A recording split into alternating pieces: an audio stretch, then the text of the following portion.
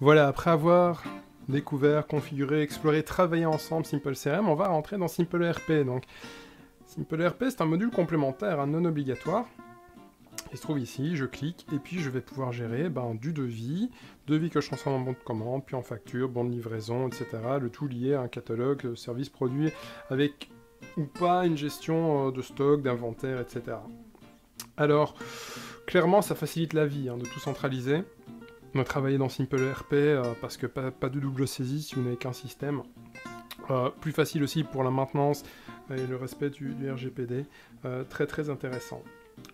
Parfois, Simple ERP fait un peu peur aux gens parce que clairement, la mise en place d'une gestion de produits, de stock, c'est un gros morceau, ça prend un peu du temps.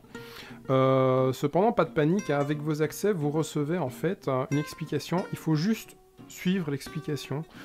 Vraiment faire les choses pas à pas, concrètement. Alors on va le faire ensemble, voilà. Donc société maîtrise, j'ajoute une société, on va l'appeler comment? On va l'appeler Superbrice, en toute modestie, vraiment. On va mettre,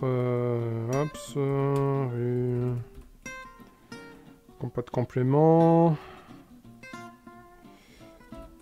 Alors les gens me demandent des fois, oui mais c'est quoi cette adresse que vous tapez toujours? En fait c'est l'adresse de ma maison d'enfance, c'est chez mon papa en fait. Voilà, comme ça vous saurez tout. On n'aura plus de secrets les uns pour les autres. Alors, forme juridique et capitale,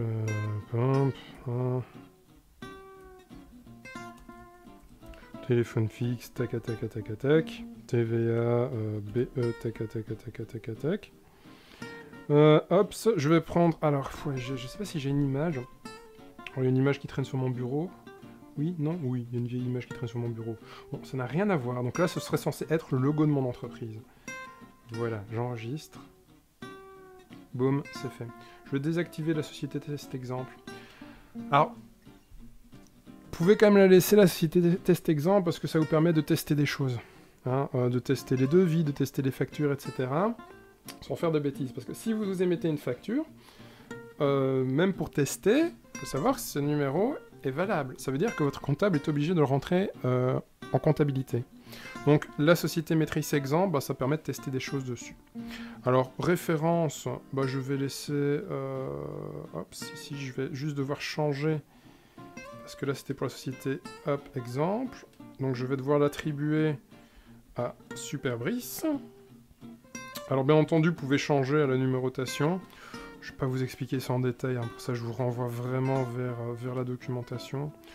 Je vais aller jusque bon de livraison, je vais pas aller plus loin. Quoique non, si. Je vais quand même faire facture aussi.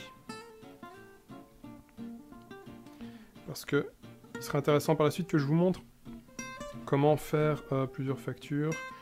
Ouais, et puis de toute façon, j'ai pas le choix, je dois aussi faire devis. Parce que sinon, je ne saurais pas vous montrer un cycle complet.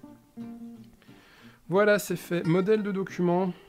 Alors, on va ajouter un modèle. On va appeler... on va faire devis Superbrice. Voilà, on va prendre couleur rose. Bon, c'est pas rose, vous allez me dire. Oui, voilà, Superbrice. Moi, je vous propose de prendre le modèle logo à gauche avec remise. Oui, à gauche avec remise. C'est plus joli, c'est plus propre. Ensuite, c'est du devis. Symbole euro. Titre du document, ça va s'appeler devis. Afficher le prix, oui. Afficher les totaux, oui. Délai d'échéance, 30 jours. Afficher l'échéance, oui. Oui. Les conditions, voilà, je mettrai les conditions légales. Voilà. Mode de paiement, banque. Et puis titulaire, c'est Superbrice. Et numéro, ce serait IBAN patati patata patata patata. Et devis, c'est EUR.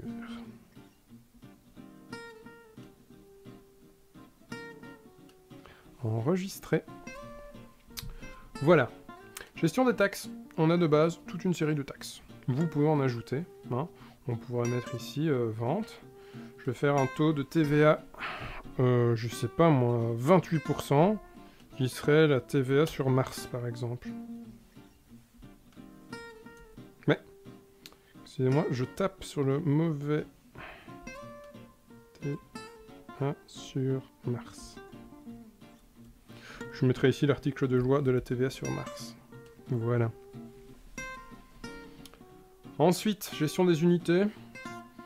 Bon, perso, j'utilise pas les grammes, j'utilise l'heure, le jour, parce que je vends du temps, je vends pas de kilogrammes, de litres, etc., etc.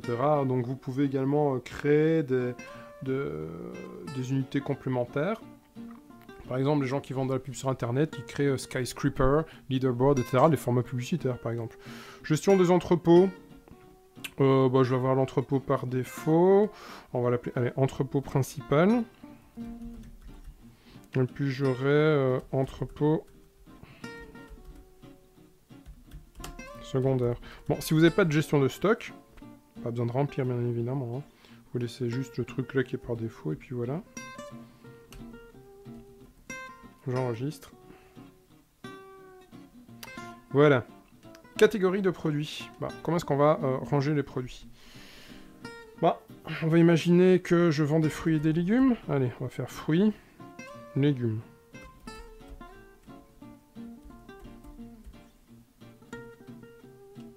Voilà, les catégories, c'est ce dans quoi je vais ranger. Hein, donc dans fruits, je vais retrouver pommes, poires, etc. Dans légumes, salades, tomates, etc. Préférence ERP. Alors, générer automatiquement une facture après une vente gagnée. Oui, non. C'est vous qui choisissez. Étape de modification des stocks. Alors, si j'ai une gestion des stocks, est-ce que je fais bouger mon stock à la génération de la commande, à la génération de la facture, à la génération du bon de livraison? Pas de gestion automatique des stocks. En général, les entreprises choisissent à la génération du bon de livraison client. Parce qu'en général, le responsable du stock va prendre les produits et puis va générer son bon de livraison à ce moment-là, et donc ça va bouger dans le RP. Donc voilà. Dans le projet, les sommes sont limitées à... Alors qu'est-ce que c'est projet? C'est ça. Dès que vous créez en fait un devis, ou un bon de commande, ou une facture, ou n'importe quoi, ça crée un dossier d'historique. Ça permet quoi? Bah, si je fais un devis, que je transforme en bon de commande et puis en facture, ça va lier tout ça dans le même dossier d'historique.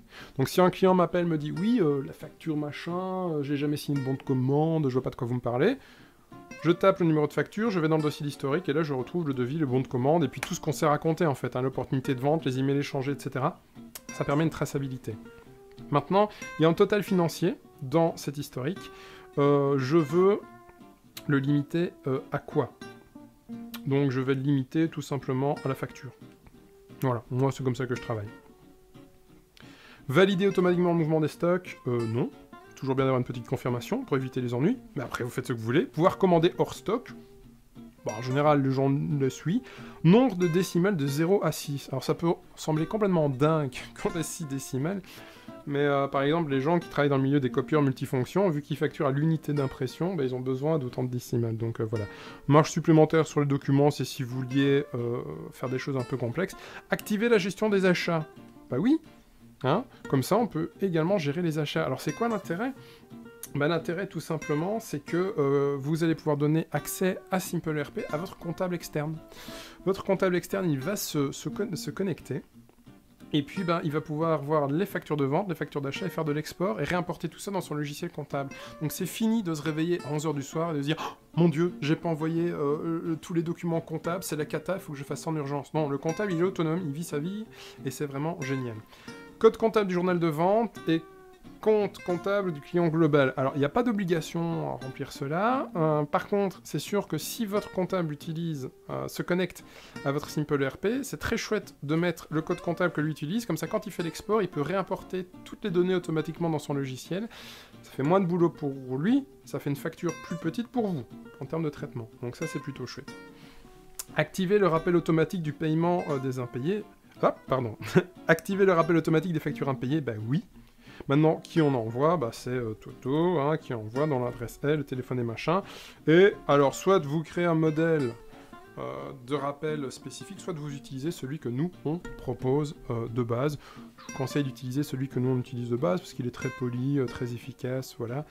Si malheureusement, vous en avez déjà reçu un, vous savez à quoi il ressemble, bien entendu.